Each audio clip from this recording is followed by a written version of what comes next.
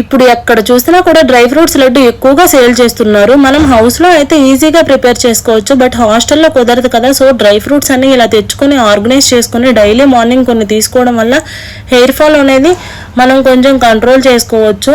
ఇలా ఆర్గనైజ్ చేసుకొని తినడం వల్ల కూడా మనకి మంచిగా ప్రోటీన్ అందుతుంది అండ్ మన డైట్ కంట్రోల్ కూడా మంచిగా నీట్గా చేసుకోవచ్చు. ఫ్లాక్ సీడ్స్ అండ్ నువ్వులు కొంచెం వేయించుకొని తినడం వల్ల మంచిగా ఉంటుంది అండ్ తినగలుగుతాం కూడా.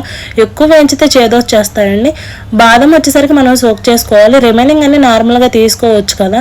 మనకు పీజీలో ఫుడ్ వల్ల ఏం ప్రోటీన్ రాదు, బట్ ఇలా తీసుకోవడం వల్ల మనకు కొంచెం ప్రోటీన్ వస్తుంది, మనకు కొంచెం ఎనర్జీ అండ్ హెయిర్ లాస్ కూడా బాగా తగ్గుతుంది. హాస్పిటల్లో పడి ఒకేసారి మనీ పెట్టి ఇలా హెల్త్ ఖరాబ్ చేసుకోవడం కన్నా మనం ఇక్కడ మంచిగా తింటూ కూడా మనం హెల్త్ని మంచిగా చూసుకోవచ్చు అనేది నా ఉద్దేశం. వీడియో నచ్చితే కనుక లైక్ చేసి సబ్స్క్రైబ్ చేసుకోవచ్చు కదా.